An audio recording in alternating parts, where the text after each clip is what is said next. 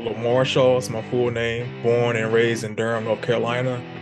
So been bodybuilding. It's been about, well, I started at the tail end of 2015. I was the guy who was always saying, no, I would never get on stage. I can't see myself wearing this bikini and all that. Just talking, not talking down about it, but I just never seen myself in that vision. So, year or so go by, like people like, man, you should try it out. So I gave it a shot. We did OCB, AMBF, which are two national divisions. That was like third, fourth place rankings. It's some guys who've been doing it for a while. And just figuring it out and just trying to see what I wanted to do with it. So I got bit by that bug. And the following year, which is 2017. So I competed in those two divisions in 2016. And then the following year, 2017, is when I went into my NPC debut. And that's when everything really opened up. The first shows that I've done were all, bodybuilding. So obviously, at that time, I wasn't as heavy as I am now. But novice, we got, first place in bodybuilding. Open, we got second place. And the following weekend after that, I did classic. So I crossed over. And that's when I guess that division chose me, because I didn't know any classic poses. I just knew bodybuilding. So I did that. In the bodybuilding, we did, first in the novice again. Then I got second in the open in bodybuilding. And then classic, I just pretty much cleaned the house on that one. So novice, first place, overall, all that. So nationally qualified, not even knowing what that meant at that time. So I'm just, just doing it because I enjoyed it. And next thing I know, I'm nationally qualified. So 2018 rolls around. We were prepping for nationals. So we did 3 national shows. That third national show, which was in Miami, that's where I won my pro card.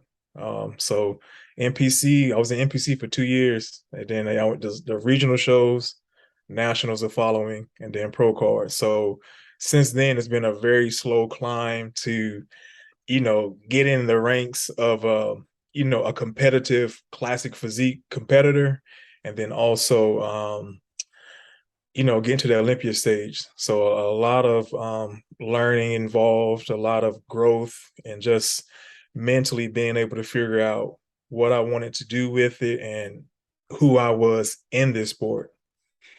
Yeah. So, once you hit the pro level, you're still going to be back kind of at either, you're typically not going to go from, just becoming a pro to just jumping on the Olympia stage. So you're Exactly. either going to be a lower, kind of like that lower level, or at best, probably a mid-range competitor. But, how did that kind of feel for you? Did it ever feel like, man, are we ever going to get there to where, once we hit pro, are we ever going to get there? Did you kind of have like that vision of, okay, we'll get there if we just keep working on this and we do this better, if, this is better? Yeah, so I do have that mindset of, yeah, if I stay consistent, I stay disciplined, my time will come. Obviously, like we just talked about, there's guys who do that same thing. They NPC, nationals, pro, Olympia, so they hit it fairly quick. So I was, on the bottom end of that, but just focusing on me, being very level headed, humble, was like, okay, so the first my pro debut, my rookie season, I went to the West Coast,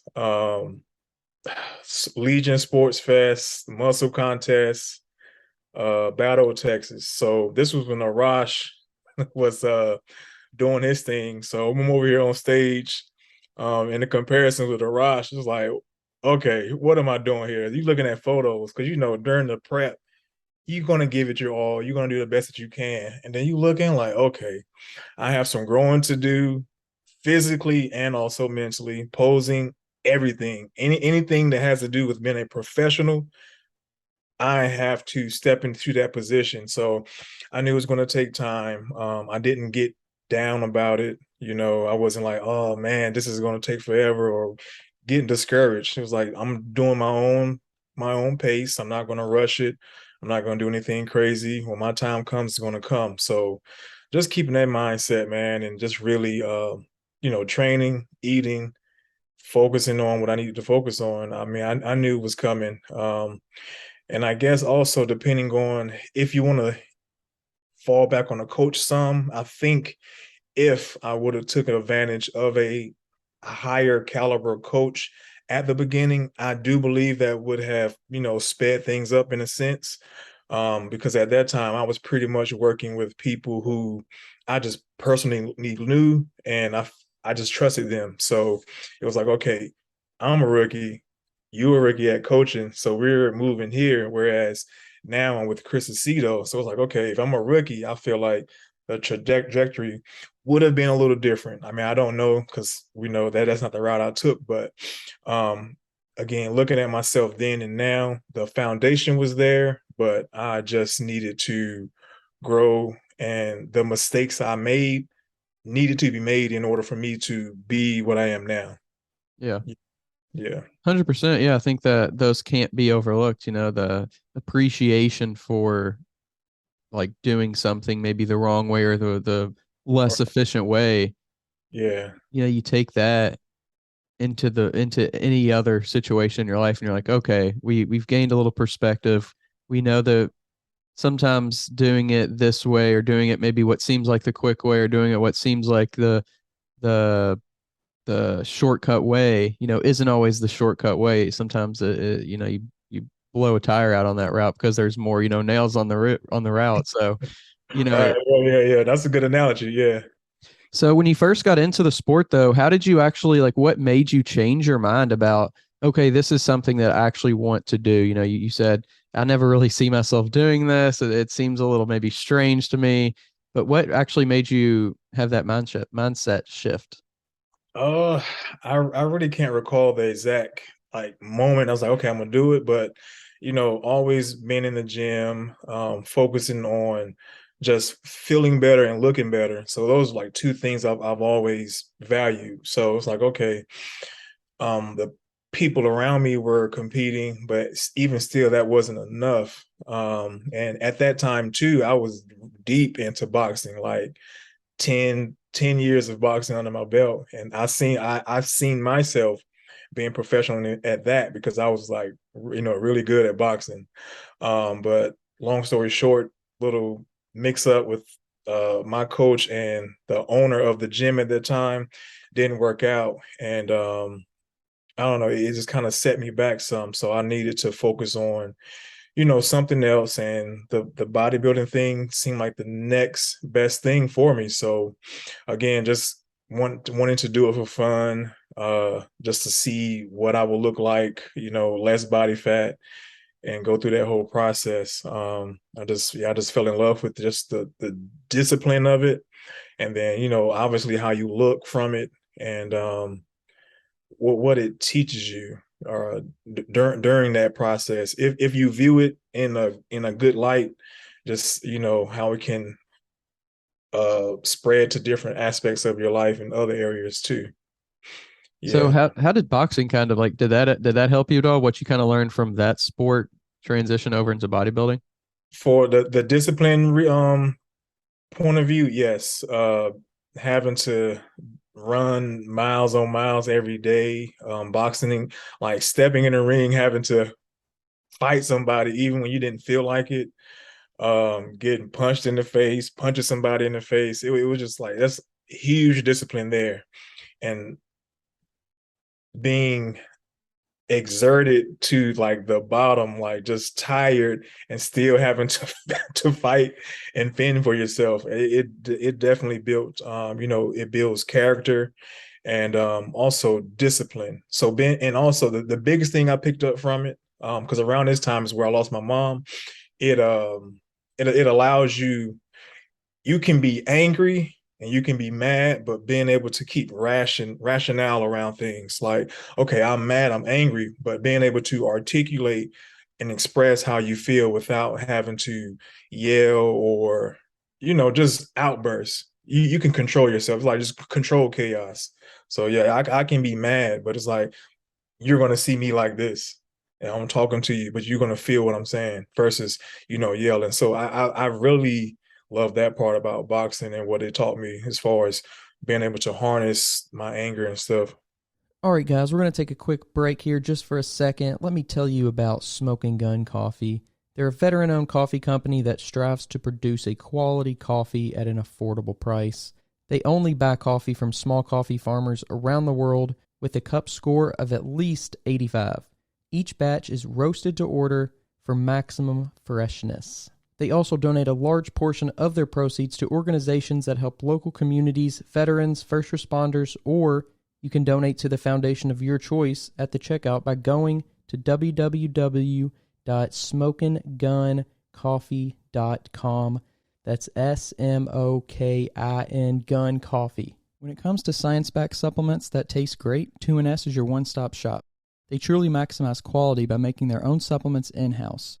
With over a combined 90 years of experience, 2NS's team of industry experts has a commitment to research, quality, development, and innovation.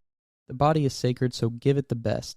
Check out all 2NS has to offer at secondnaturesupplements.com. That's 2ndnaturesupplements.com. When you kind of compare stepping on a stage versus, stepping into, boxing ring, is it like, does it ever feel like stepping on a bodybuilding stage is because it's boxing is up to you, it's up to you, a lot of it at least is up to your performance. Of course you're going to have, if you don't finish the guy, then it isn't necessarily always up to you, but like, does it ever feel like that's more of like a fair, quote unquote, fair fight versus bodybuilding, to where maybe it's not always, you can do what you can do leading up, but once it's that day, then it's kind of out of your hands. Does that ever do you ever think about that? Yeah, I totally agree with that. So in boxing, my coach at that time, best coach hands down. So, there would be times, bouts, fights where if we're in someone else's hometown, the judges are going to lean more towards him. So we had this whole philosophy. It's like we're not going all 3 rounds depending on points. Like you got to take this guy out. So that's just the man plus. So not going in there just throwing haymakers, but skillfully taking them out, setting them up, and then 8 count. So I relied on solely, being a technician at that, and then just taking them out versus leaving it up to the judges. Because whether you whooped on them, the judges, they can mess around and still give it to their hometown guy, which it happened a lot. So it's like, okay, I do control this, so I'm gonna take them out. Yeah. And competing, on a bodybuilding stage, does it ever feel kind of like whenever you travel, it's kind of the same way, or does it feel a little bit different, as in like, there's maybe a little bit less of that going on? You hear talks about it, and I do believe maybe to a certain extent there could be some of that going on. But as a competitor, you try not to think about it because I think overall that will stress you out, and it'll just throw your whole mindset off. So at the end of the day, knowing that you did everything during prep leading up to that show, you just have to I don't like wishing or people telling me good luck, but you've done your best. So at the end of the day, your best is enough to win. And if that unfair play is being employed, then I don't know. It's not too much you can say about it because I'm not going to sit here and backlash and talk smack on social media because then that just makes me look bad, and then to get around to the judges and everything. So now they're like, okay, this is a guy who too talks too much, and now they're out for you. So it's like I just keep a cool head about it. On to the next. So moving to kind of like your pro debut in bodybuilding, getting on that stage, what kind of like emotions did you have getting on, and even before maybe getting on, just seeing the competitors and being like, hey man, this is like a new level. This is like a different thing we're doing now, like different kind of people are in here, different mindsets. It's like a higher standard. What did that kind of instill in you? Yeah, so I mean, going on stage, and then funny enough, and I can't wrap my mind around it because I'm I'm an introvert. Like I don't like doing too much, but like when I get on that stage, like even then something just comes alive, and I really enjoy being on there. But what I've learned throughout the years is not to, because my rookie year, I'm looking at everybody. I'm looking at Arash. I'm looking at all these guys who's been doing it. I'm like, wow, they're bigger, they're leaner, they got crazy muscles everywhere I haven't seen before. So it's like that kind of put this thought in your mind, like I shouldn't be here. But as I grew in the sport, it's like, okay, I don't need to look at them or compare myself. I need to just focus on me. But yeah, I mean, just being on stage, it's just fun, man. I'm able to be me, show some charisma, and then that's just my time to be the star of my show. I can be that character that I've been seeing in my mind every morning during cardio. Like this is what I'm here for. This is what I've seen myself do. And do you, especially kind of early on, you know, did you see yourself like, oh man, I'm kind of where I need to be. I'm where did it take maybe a show, or did it take maybe, something to kind of click in your head to say maybe, okay, maybe we're not exactly where we need to be. We need to do some more work. We need to seeing these guys, it made me realize that this is what I need to do to kind of work on things. Or, did you ever go in kind of, I guess, thinking this is gonna, I'm just gonna keep rolling through this competition? Yeah, I mean, when at the beginning, because my placings weren't the best at the beginning, so taking all that into account, knowing what I needed to work on, and always getting judges feedback. Okay, it was like, I know I need to work on these things. I need to build more muscle in certain areas, not all areas, because my back is a strong point, chest is a strong point, but it's like, okay, I have to bring up arms, shoulders. So now, still working, needing to be strategic about how I work and not just going in the gym just smashing reps out. Like you got to be real methodical about it and really focus on what you're thinking about. So I don't know, man. I mean, I follow a lot of top competitor. I know a lot of people do, but I don't follow them for the content, but the mindset part of it. Like you watch Phil Heath, Kai Green, all these guys, and just listen to how they think and their thought process. Like, you try to align yourself with that. So it's like, okay, I'm thinking about this vision. I know I'm not there yet, but if I see it, I know it can come, it can come to reality. So just keeping that in the forefront of my head just gave me something to work towards. So whether I did third or fourth call outs, it was like, okay, I mean, I wanted to do better, yes, but it's like I know I have more that I can give, and this isn't my best, and this isn't my last. This episode is brought to you by Move Your Body Apparel, a Lexington-based, community-ran premium activewear brand that promotes the importance of daily movement. For the rest of the year, MYB is donating a percentage of every order to the Special Olympics of Kentucky. Save 20% off your first order with the link below or use code TWR20 online at mybapparel.com. This podcast is sponsored by Smoking Gun Coffee, a veteran-owned coffee company that strives to give back to those in need. Don't forget to use code TWR10 for a 10% discount at checkout. Ready to take your supplements to the next level? 2NS is here to help. 2NS strives to help you attain the highest degree of health and performance. Combining cutting-edge science and the best from nature, 2NS gives fitness enthusiasts and athletes the fuel they need. Check them out at secondnaturesupplements.com. That's 2ndnaturesupplements.com. So how did you kind of, I guess, evolve? And I guess your coach would be helpful in this too. But like, how did you kind of evolve your training from like a total aspect, meaning like from the actual training side to the nutrition to the recovery? Like, how did that kind of evolve and get better over time? Okay, so as far as the training aspect of it, even before I even competed, I've always been able.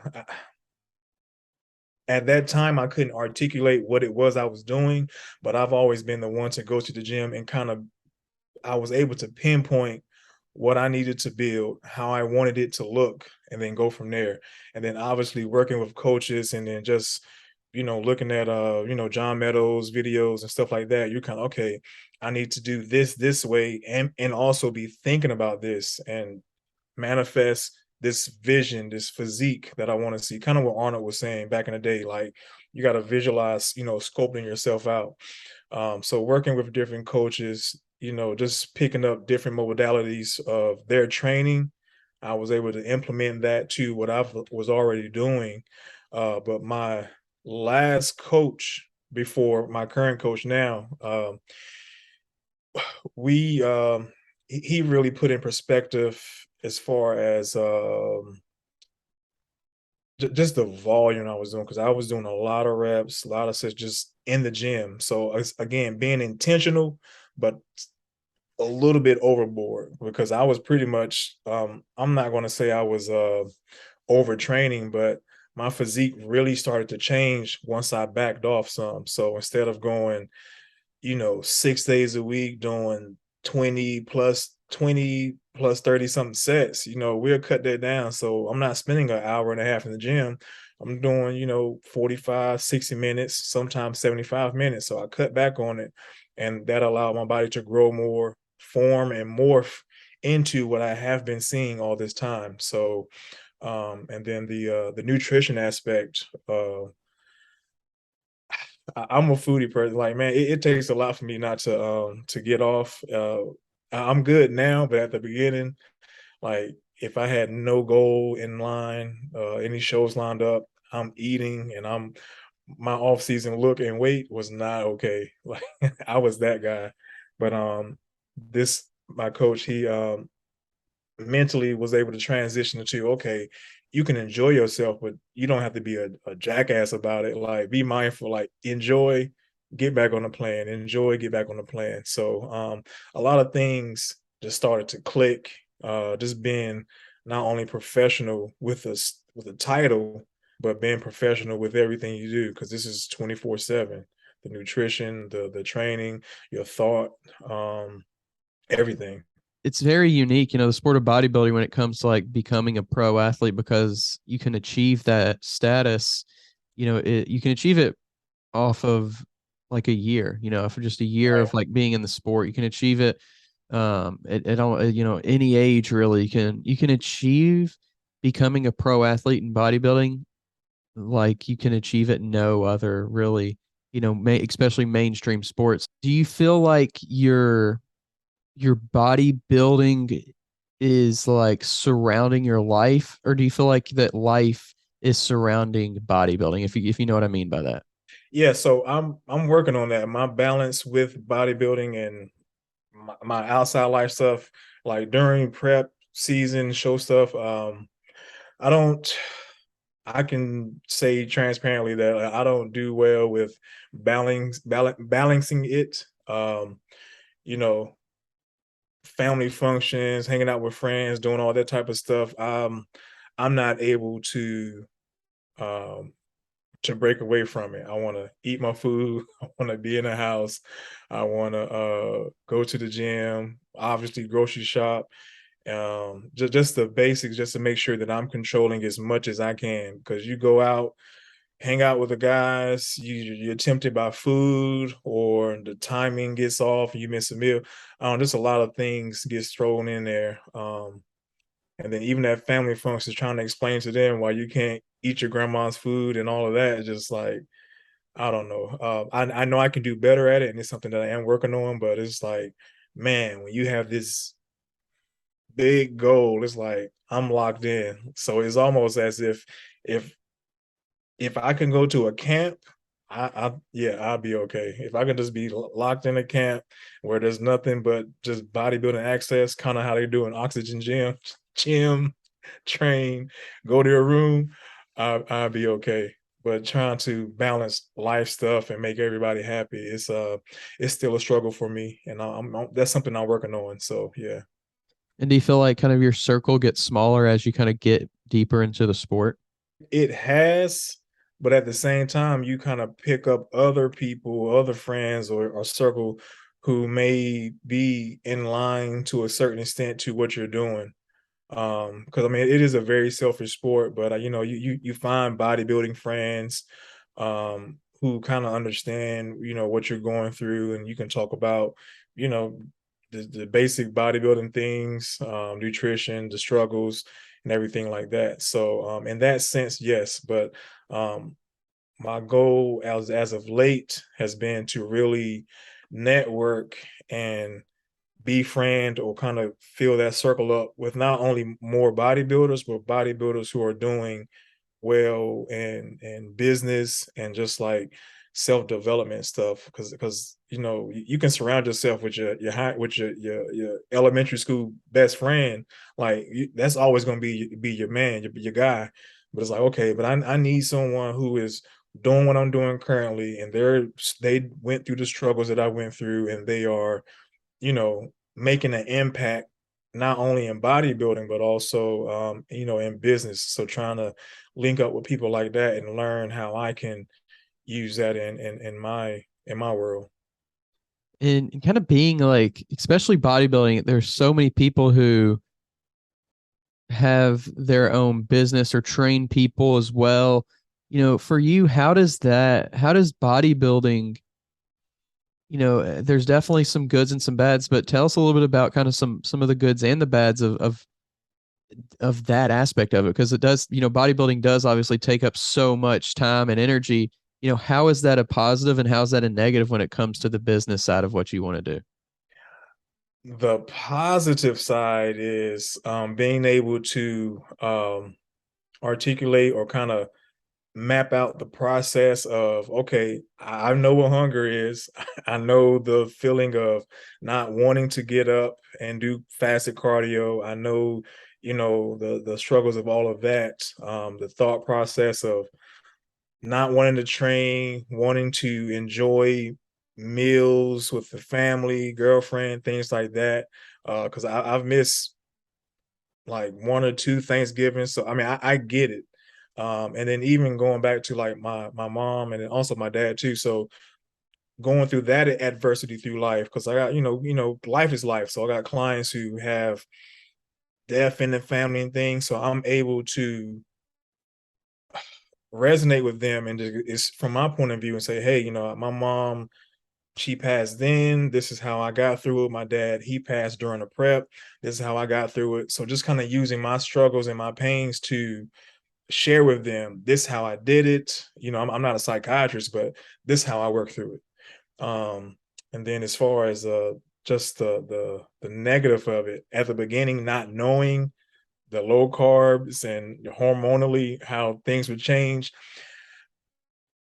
I wasn't mature enough to be able to work with people at, I mean, it wasn't horrible, but being able to, you know, watch your mouth, you know, talking to clients or responding and making sure that you're not saying anything off the walls because they're complaining about something so simple or maybe something big to them. But being able to throughout the years, like, okay, I need to listen to what they're saying, take 2 minutes and calculate how I'm going to deliver this message and then say it versus at the beginning, the biggest negative of it was um having the bodybuilding crutch of like, oh, I'm on low carbs and using that as an excuse. Whereas now I'm pretty much aware of it. So I can go into my personal training session, my group session, and I know where I'm at physically and mentally. So it's like, okay, I'm putting this mask on. I'm in good spirits. Everyone's here. We're working out, and I that's pretty much the light that I see it in. So, past 2 or 3 years, yeah, the that negative has became a positive because I'm able to, you know, maturely respond to people and make sure that, you know, people are happy and getting the services that they paid for. Having hired a new coach, like how has that, affected your own coaching? Prior to me working with Chris, I mean, I was already, um, pretty much in tune with trying to further my educations for the most part. So hormones, metabolism, just, you know, any and everything that deals with, people getting results, especially with my female clients, because 95% of my clients are female. So I needed to learn as much as possible to be able to handle their ups and downs and their setbacks and things. But working with Chris, I mean, there really hasn't been a big impact on what I do now because I was already pretty much taking my knowledge to where I wanted it to be to deliver that type of service. But if anything, from the few competitors that I do have, I know that checking in I mean, multiple times a week is critical. So that's one thing I picked up. Like we're checking in every day. So I've never had to do that before. This episode is brought to you by Move Your Body Apparel, a Lexington-based, community-ran premium activewear brand that promotes the importance of daily movement. For the rest of the year, MYB is donating a percentage of every order to the Special Olympics of Kentucky. Save 20% off your first order with the link below or use code TWR20 online at mybapparel.com. And do you feel like bodybuilding is moving in either direction more like bigger for males or females, or do you feel like it's kind of growing on equal grounds? Yeah, I think on equal grounds because I mean, classic is growing, and then since they put wellness in there, everybody who think they got legs and some glutes, they're gonna try to hop on in that wellness category. So I think it's growing pretty even on both sides. But I will say, and I just mentioned classic and wellness. We haven't even talked about bikini. That they have like 3,000 bikini competitors in one show, and the same for men's physiques. Like I've been in shows and just there all day. But yeah, I think it's even across the board as far as male and females entering the sport. Since you got into it, like how have you seen the sport change, and how's that kind of affected you and made you change as well? So yeah, I had this conversation a few times actually. So the biggest change that I've seen, and I don't want to say this and people get mad at me, but I do feel like the quality of competitors are decreasing to a certain extent. When I came into the NPC, I did everything possible to make sure that I was bringing a very good physique. Even not even knowing, what that was, but I was like, okay, I have to train, I have to eat, I need to bring this shape because you look at the 80s, 90s, like I'm trying to compare to that. All right, Flex Lewis, all these guys, Sean Ray, you like, I want to be this on stage, but now you have guys who are reaching out to coaches, say, hey, I want to do a show, and then the coach is putting them through a prep and they don't have that much muscle mass to start out with. So they get on stage and they're just this very lean guy. It's almost like, I mean, a sprinter with maybe a little bit more muscle. So again, I'm not trying to say it to talk down about anybody, but I do feel like the caliber of competitors are a little lighter than when I started, and just the overall criteria because it shows every weekend now. So whether you're good or not as good or whatever, like depending on the show you show up to, you can be the top guy and you may not be the top guy if that makes sense. So you got guys who are winning these shows, and then if they're not mentally aware and saying, okay, I won this show, but I know I need work to do, versus someone saying, oh, I won this show. Now I'm about to go do this show and I'm finna kill everybody. Like no. Like you need 2 or 3 more years to be talking like that with that much ego. So I don't know. And that's for females too. Like you got girls who have already on a skinny lean side hopping into bikini. Like no, you have to have some type of development, some foundation there to get started. That's how I feel. That's my opinion. I don't know other people who agree, some may not agree, but I don't know, I do feel like the caliber has kind of decreased some. Do you think that it's because bodybuilding is getting so much more popular that, more people are just kind of hopping in, trying it out, and maybe, that's why the quality maybe isn't there as much as before. It was kind of seen as like more exclusive. You had to, if you wanted to get into it, you had to kind of have something before getting into it. Now it's like you get into it, then you kind of build. Exactly. So I feel like people get into it. I do know for a fact that some people, they start out doing it just for the clout. They want some likes on Instagram. They want to get some good stage photos. So they go into the show.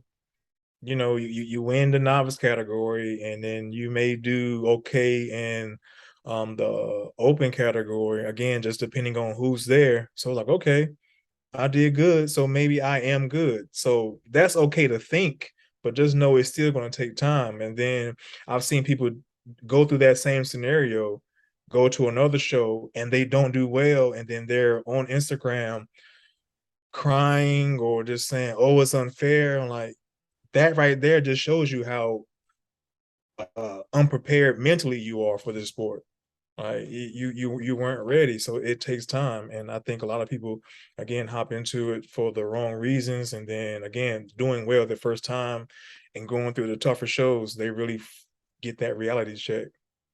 And do you feel like that there maybe should be a more rigorous process to getting to that pro level? Maybe winning more shows to get there. It will uh, help with that in some way. I know for bodybuilding, I think it's not as tough as it was back in the day, but I know that I don't quote me on, but I know that certain shows you don't go pro in when you win your class, and then certain shows, the top two guys don't get their pro card. It's that one guy, that one overall guy gets the everything. So I do think the criteria may need to change, and also I think it does boil down to coaches as well. I don't think there's enough coaches who are being transparent with their client, their athlete, saying, "Hey, okay, yes, you can do this. We can go here, but you're not ready yet. Like, let's take time. Let's take a year or two to build a decent foundation, and then come onto the scene." I don't want to just take someone who's been in the gym for 6 months and say, "Hey, I want to compete," and they don't know nothing about nothing. Like, let's develop some foundation around this mentally and physically, so then we can get on there and be competitive and be compared properly. Because I Yeah. feel like some coaches just put people through shows and they diet them down, and there's like 70 pounds of muscle there. It's like, okay. For you, like what drives you? What pushes you to continue to want to do this sport because it is so challenging? Like what is it about bodybuilding that just makes you want to do this? Man, that's a good question. Strangely enough, I mean, just the process, the discipline of it, and then having a goal behind it. And for me, that's the biggest thing. Have when there's no show coming up, um, for the most part, I'm very motivated, very disciplined to continue to do what I'm already doing, even when there isn't a show on a calendar. But having that show, it just adds much more fire to you, and it just gives you that reason. Like, instead of laying in bed trying to get the extra 5 minutes, I'm up, I'm ready to go. I'm cardio, I'm stretching, I'm doing all the things I need to do. Whereas off season, that could change a little bit. You land for the 5 minutes, you might skip cardio, you get a little lazy. So having that goal there just gives me that drive to get things done. But outside of that, strangely enough, and I don't even like this about myself, but during a prep, everything else lines up as well. So at first it wasn't that way. It was just it was competing and then my business. But now I'm able to bring them both up. So it's like, okay, doing you know, a prep, I know I need to do cardio, eat, sleep, train, all that. So on top of that, I need to check in with clients. I need to do admin work. I need to make sure that I'm pushing out content to get more followers, or drive more traffic towards my website and things like that. So it kind of all falls together. So I have to translate that to the off season as well. So even when there's no show in line, I have to keep that going. Gotcha. Yeah, so I use it in a way to make everything else just keep to stay fired up. And that brings me to another thought on top of this subject too. So having passion, like a lot of people go through life and they don't have a passion. They don't have passion for something. And it's like, okay, I have this passion for it, whether I'm going to go to the top or not.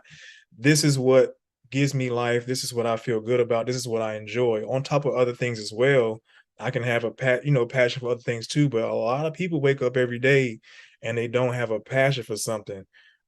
I'd rather do a bodybuilding show and work for something that I may not be able to control versus waking up and not having not a purpose. Yeah. So I don't know. That's how I see it. Yeah. And with bodybuilding having, having these necessary thing like putting in the work and putting in the time and being disciplined and kind of trusting the process, if you want to call it that, and all these different things that in today's day and age, like it feels like those things are kind of dying out in general. Mhm. Does it feel like bodybuilding will eventually like continue to get smaller and smaller because those qualities among people are just kind of getting smaller and smaller in the total population? That's hard to say because I mean, at the same time, it is, and then you have a year like this one, you got Andrew Jacks popping up and all these guys, just coming out of the woodworks where I mean, obviously they've been out there, but it's like, okay, now they're on the scene. So I don't know. I feel like it may be a give and take there. So I feel like on one end, it may have its seasons where we may question where the direction of bodybuilding is going. And then we have a season like this one's like, oh, this is going to be a very good Olympia. So it's hard to say. It's really hard to say. Yeah. So what do you see, how do you see these next couple weeks playing out for you? Then what is it, like 9 or 10 or whatever weeks playing And out? for me, just really making sure that I pay attention, especially during this time, because my body is going to do what I tell it to do, but it loves to fight back when I push harder.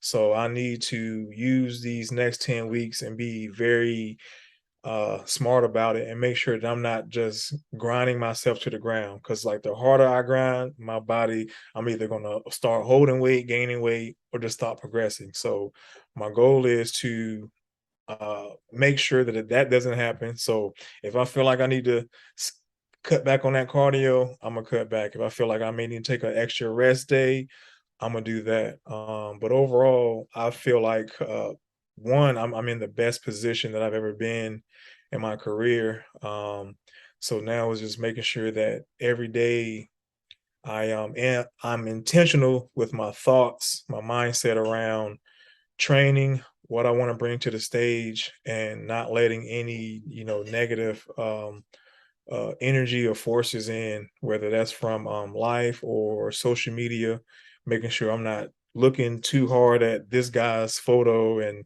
comparing myself. I don't do that, but it tend like a little 5% try to creep in. I don't even want the 5% to creep in. So really just being relentless in what I'm doing professionally as possible. And is there a time in your prep where you shut everything off, like shut the devices off, stop looking at outward things, or is it just kind of like monitoring when you do it? Yeah, more monitoring when I do it. Because if my business didn't depend on social media and all that, I wouldn't even post. I really wouldn't even post. But it's like, okay, I have to get clients and build revenue while going through this process. So I have to post something. But what I do tend to do, if there is a page or a certain individual or something that may irk my nerves a little bit, I'll mute them, and then afterwards I'll unmute them. That's actually been the fun part for me is testing my mind because physically I know I can do it, but it's like, okay, when those negative thoughts creep in or where I should be reading a book versus watching TV, like checking myself on that. So trying to be more mindful of that. That's the fun part because it just gives me a new challenge. I love challenges, so challenging myself on that aspect. It's like, okay, how strong can I mentally make myself? What's Yeah. the what's your favorite or maybe your most recent thing that you've read or you know, whether it be audio or podcast or book? The current book that I'm reading now is Eric Thomas, UOU. So I think I'm like the third or fourth chapter. So I try to do about 10, 12 pages a night before I start drooping off. But yeah, that's the current book that I'm reading now. It was really good getting to talk to you. I appreciate your time today and you know, best of luck in the upcoming weeks. I appreciate it, man.